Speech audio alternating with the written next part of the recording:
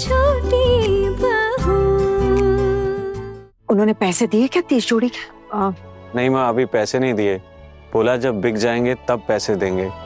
वो क्या है कि हम नए हैं ना, पहली बार है और लोग हमें अच्छी तरह पहचानते भी नहीं है, तो उन्होंने कहा है कि जब धंधा चलेगा तब पैसा मिलेगा। और माँ, हम तो दुकान से निकल के सड़क की दूसरी तरफ खड़े हो गए थे, तब वहाँ पे देखा कि ग्राहक आ रहे थे उस दुकान में। तब हमने देखा कि उस दुकानदार ने ना हमने जो गुड्डे गुड्डियां दिए थे वो दिखा रहे थे ग्राहकों को। आप मानोगे नहीं, सब लोग वहाँ जितने लोग आए थे सब इतने हैरान हो गए मूर्तियों को देखकर। मतलब उम्मीद तो यही कर रही हूँ कि खरीद लेंगे। अगर सब बिक जाए ना तो बहुत अच्छा हो जाएगा। और उन्होंने हमसे कहा भी कि अगर ये सब बिक जाता है ना तो हमें कल वापस उन्हें जाके और ऑर्डर्स देने पड़ेंगे, मतलब और मूर्तियां देनी पड़ेगी। और आज के जितने भी पैसे हुए ना वो कल चुका देंगे। हे माँ दुर्गा, सब ठीक हो जाए, सब अच्छे से चल जाए बस। दाम क्या तय हुआ है? गरिमा, दाम ना कम करना पड़ा। पर गरिमा आप बिल्कुल भी चिंता मत कीजिए, कोई भी नुकसान नहीं होगा, सब मैनेज कर लेंगे हम लोग।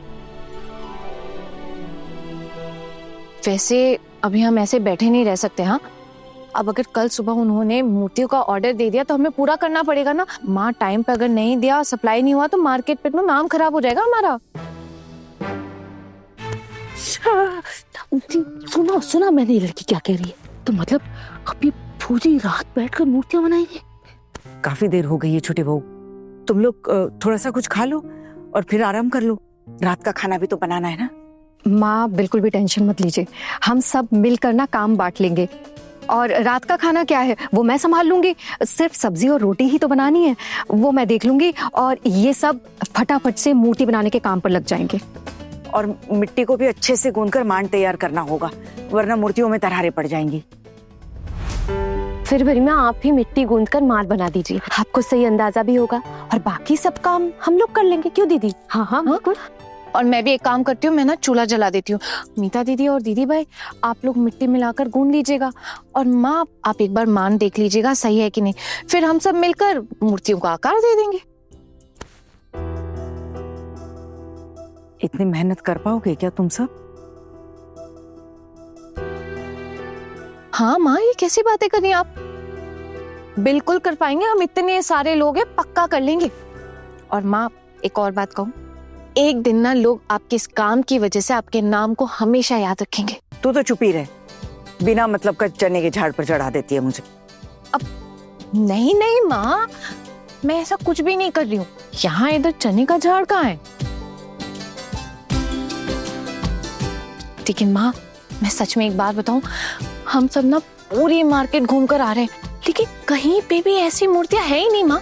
एक दिन हम सब चलते हैं ना कृष्णा नगर, देख के आएंगे वहाँ कैसे क्या क्या बनता है। और माँ, वहाँ से लौट कर आने के बाद आप हमें नए नए डिजाइन की मूर्तियां बना के दीजिएगा, हम तैयार कर लेंगे। पहले जितना माल हाथ में है उसी को बनाकर खत्म करते हैं। हाँ, उसको बेचते हैं, फिर बाद में देखी जाएगी। माँ आप बिल्कुल भी टेंशन मत लीजिए, सब हो जाएगा। और पता है आपको, दुकानदार भी हमें बहुत अच्छे मिले हैं। अगर मूर्तियां बिक गई ना तो देखना कल हमें फिर से बुलाएंगे वो। और अगर नहीं बिकी तो? अरे नहीं माँ, ऐसा नहीं होगा, सब बिक जाएंगी। वो दुकान बहुत चलती है, कई चीजें खरीदने आते हैं लोग वहां पे। माँ, वो जो आपकी मूर्तियां थी ना, जब वो काउंटर पे रखी गई थी ना, तो काउंटर इतना सुंदर लग रहा था। अब आपको कैसे पता होगा, आप वहां गई ही नहीं थी। आपकी मूर्तियां चमक रही थी दुकान में, लोग हैरान थे कारीगरी देखकर। अच्छा हुआ जो भी हुआ, अभी इस उम्र में एक बीड़ा उठाया है, अधूरा रहेगा ना तो अच्छा नहीं लगेगा।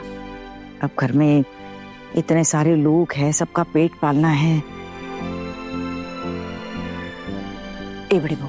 जी माँ। जाओ, जल्दी से जाके काम खत्म करो, समय बर्बाद मत करो। हाँ, मैं जाकर निपटा देती हूँ सारा काम।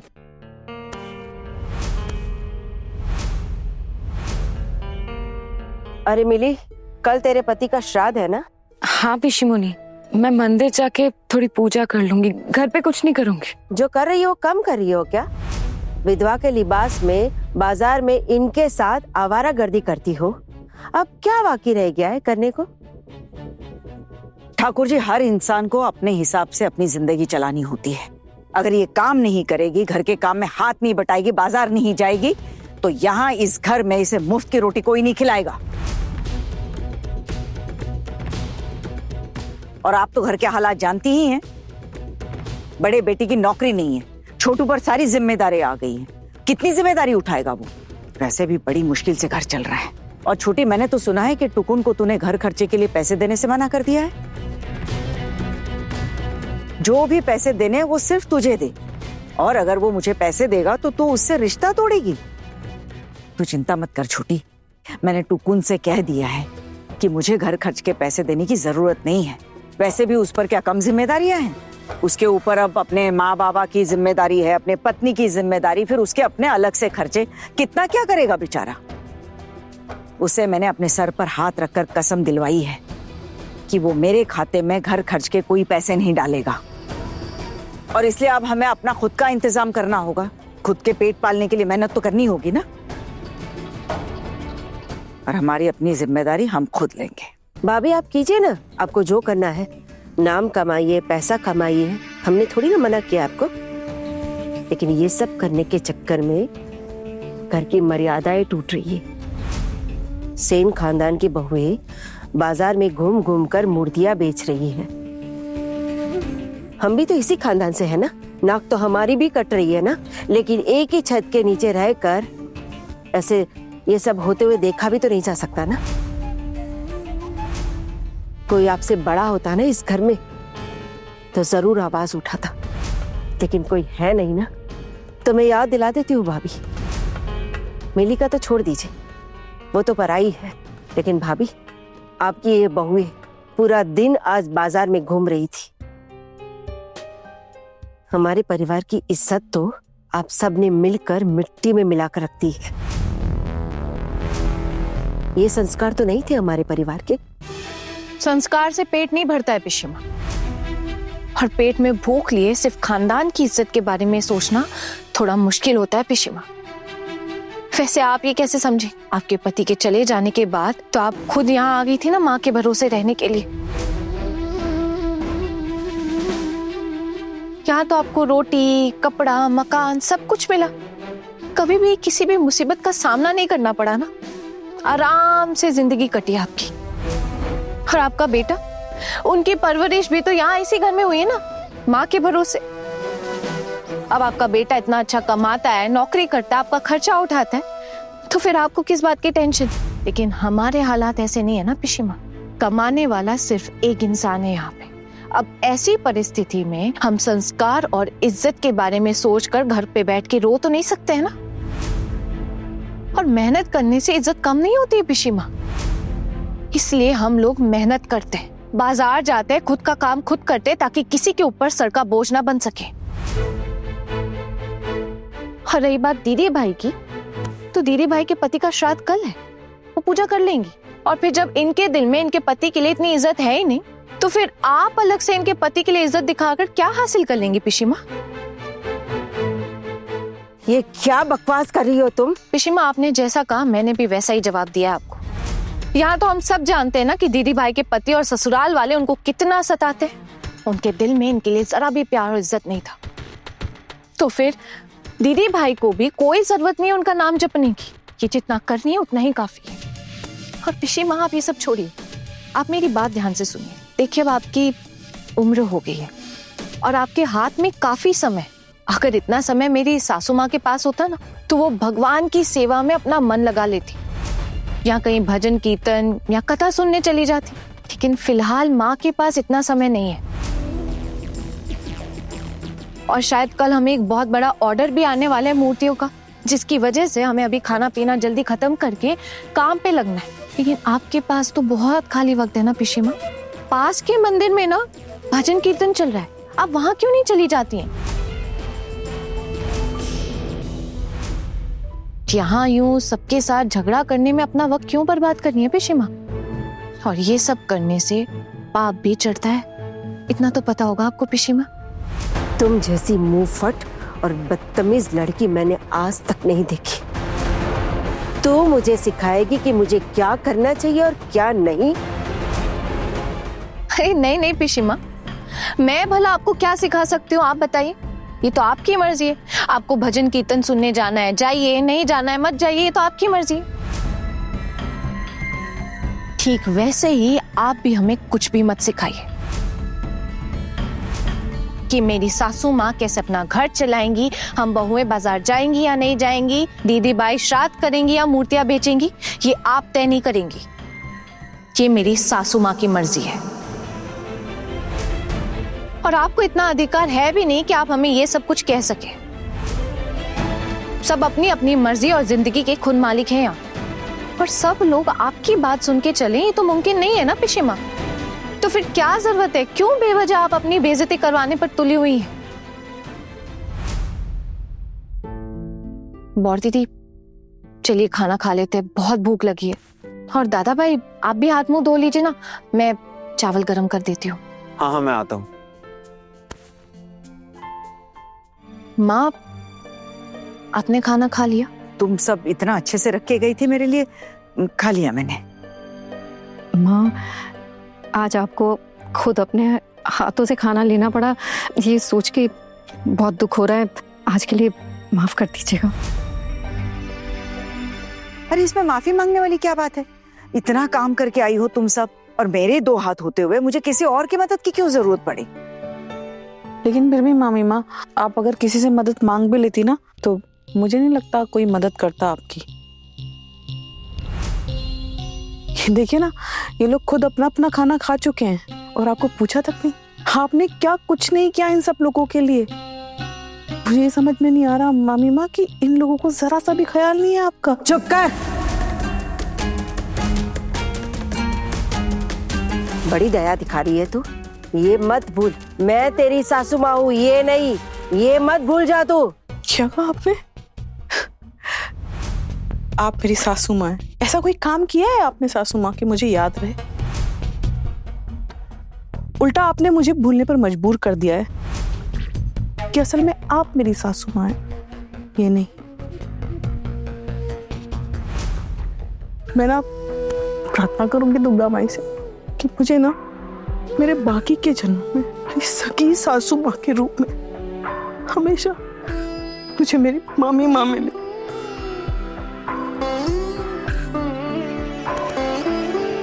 और आपका चेहरा मुझे कभी ना देखना पड़े।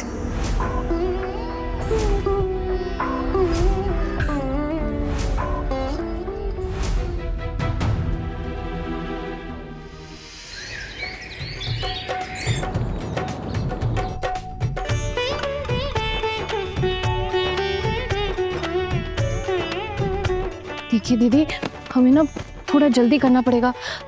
आज किसी भी वक्त फोन कर सकते हैं पाल बाबू।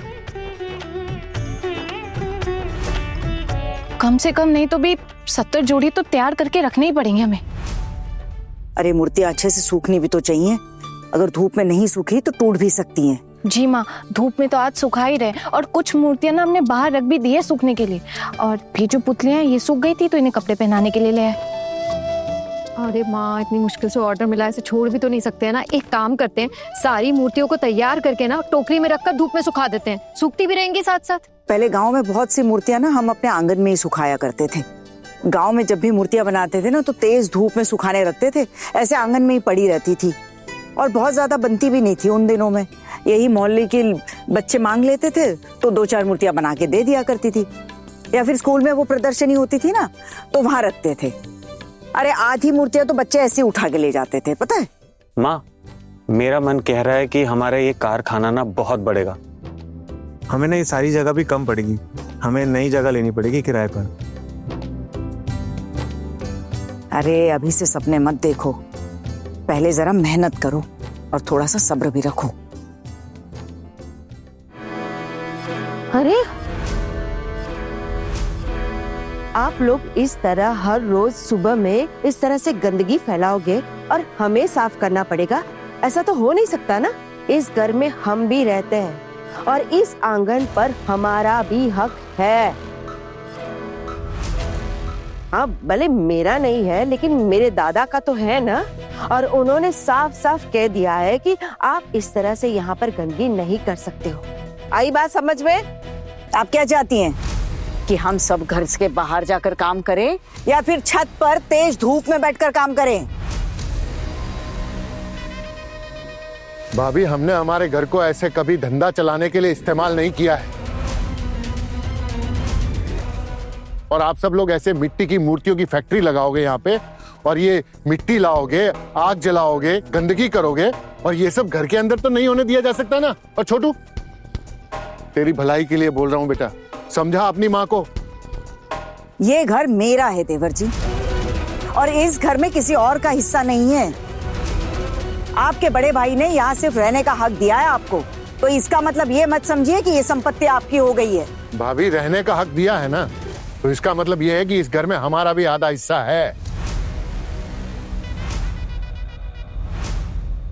और वो तो आप ही ने लिखा पढ़ी के वक्त मेरा नाम नहीं लिखने दिया होगा ना दादा को। क्या मैं अपने दादा को पहचानता नहीं हूँ? पक्का इस घर में वो मेरा भी हिस्सा रखते हैं, और जब उन्होंने हमें यहाँ जिंदगी भर रहने का हक दिया है ना, तो इस घर पे हमारा भी अधिकार है, और ऐसे गंदगी में हम नहीं रहेंगे। चाचा जी, लेकिन हम सब कुछ साफ तो करी। एकदम चुप, तुम एक शब्द भी नहीं बोलोगी। तुम्हें यहाँ किसी ने ज्ञान बांटने के लिए नहीं भेजा है। 2 दिन की मेहमान और यहाँ शैतान बन के बैठ गई है हमारे घर पर। पूरा यहाँ कचरा फैला के रखा हुआ है, बोल रही है साफ कर देते हैं। चाचा जी, कल तो बस थोड़ा सा हम हड़बड़ी में जल्दबाजी में निकल गए, इसलिए साफ नहीं कर पाए थे, लेकिन जब हम वापस आए थे तो सब कुछ ऐसे का तैसा ही पड़ा हुआ था। हमने आकर खुद अपने हाथों से साफ सफाई की थी। यहाँ ये सब नहीं चलेगा। छोटू बेटा, तू अपनी माँ को समझा ले बेटा। आपको लगता है माँ मेरी बात सुनेंगी? क्यों रे, तू क्या चाहता है कि हम लोग घर से बाहर जाकर काम करें? तो छोटू, हम ये सब कहाँ करेंगे? अगर काम ही करना है तो ठीक है, इस जगह को हम त्रिपाल से घेर देंगे। चाचा जी, मैं हर रोज सब कुछ साफ कर दूंगी, आप बिल्कुल चिंता मत कीजिए। आज तेरे पति का श्राद्ध करके आई है ना सुबह, घर पर तो कुछ किया होता, हवन करवाया होता, ब्राह्मणों को भोज करवाया होता। तू तो यहाँ आकर बैठ गई है। बेचारे की आत्मा को शांति मिलेगी क्या? ये जब से आई है ना, हमारे घर में अनर्थ होना शुरू हो गया है। देख रहे हैं दादा, श्राद्ध की पूजा करने के बाद सीधा आकर बैठ गई है काम करने के लिए। मैं काम कर रही हूँ तो आपको इतनी क्या परेशानी है पिशी मुनि? घर के रीति रिवाजों का श्राद्ध किया जा रहा है ना, इसीलिए कहना पड़ रहा है। सीधा और साफ साफ कह रही हूँ, यहाँ साफ सफाई किए बिना चलेगा नहीं। अब क्या आपकी बातों के अनुसार चलना पड़ेगा हमें? भाभी, भले ही आप इनकी बात ना माने, लेकिन मेरी बात तो आपको माननी ही पड़ेगी।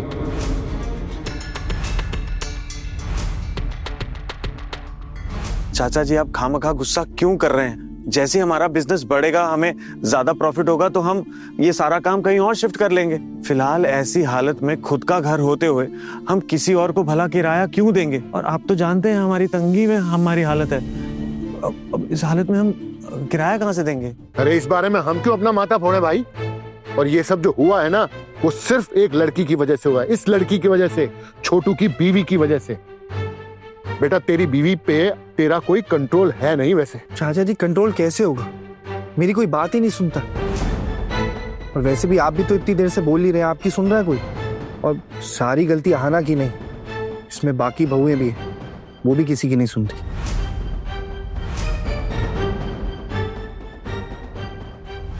अरे बेटा, किसकी संगत में ये सब हो रहा है, ये भी तो बोल छोटू। इसकी प्यारी बीवी ही तो हर बर्बादी की जड़ है। आप लोगों को जो करना आप कीजिए, मैं आप लोगों को कुछ नहीं बोलूंगा। मतलब तू भी यही मानने लगा इनके साथ कि यहाँ हमारा काम करना सही नहीं है? कहना पड़ेगा ना माँ, और कोई ऑप्शन नहीं है मेरे पास। हम सब एक साथ एक ही घर में रहते हैं, और सबकी खुशियों की जिम्मेदारी भी तो हमारी है। अब हमारा घर पहले इतना गंदा तो नहीं रहता था ना, इसको साफ रखने की हमारी जिम्मेदारी है। अगर आप ऐसे आग जलाएंगी, ये मिट्टी फैलाएंगी, गंदगी करेंगी, जो मन में आएगा वो करेंगी, तो ऐसा कैसे चलेगा? हमें ये मानना पड़ेगा ना कि हमारे घर में और लोग भी रहते, उन्हें इस गंदगी से प्रॉब्लम हो सकती है। तूने तो उसी दिन हाथ खड़े कर लिए थे ना सबकी जिम्मेदारी उठाने से। तो अब हमें अपना पेट पालने के लिए कुछ ना कुछ तो करना होगा, अपनी जिम्मेदारी तो लेनी होगी। तो सबका गुजारा कैसे होगा? हाँ, जहां तक रही बात गुजारे की, आप एक काम कीजिए, आप पहले ये बताइए, आपने मंजरी भाभी को क्यों रोक कर रखा?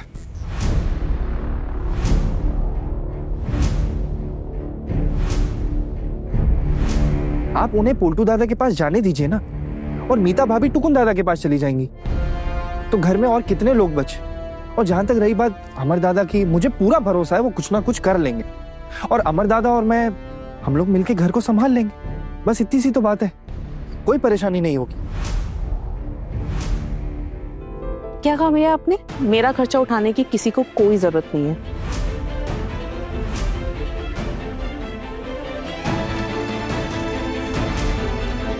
और इसीलिए तो मैं काम कर रही हूँ, काम तो करना ही पड़ेगा।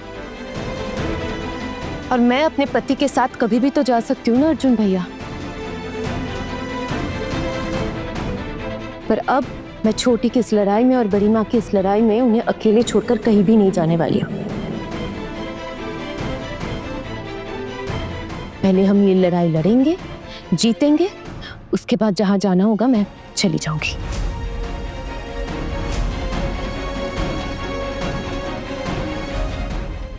अब आप ही बताइए मैं क्या बोलूं, मैं क्या ही कह सकता हूँ इस बारे में। आपसे किसी ने कुछ कहा क्या कहने के लिए? आपने तो कहा कि आप हम सबका खर्चा नहीं उठाएंगे। तो हमने आपसे जबरदस्ती की नहीं ना, इसीलिए हम अपना इंतजाम खुद ही कर रहे हैं। अब एक मिनट मेरा फोन बज रहा है। कुछ काम करने का सोचो तो ढेर सारी बाधाएं आ जाए तो काम करना मुश्किल हो जाता है। हेलो, हाँ जी नमस्कार पाल बाबू जी, कहिए। आज ही आना है जी? वो गुड्डे गुड़ियां लेकर आना है? नहीं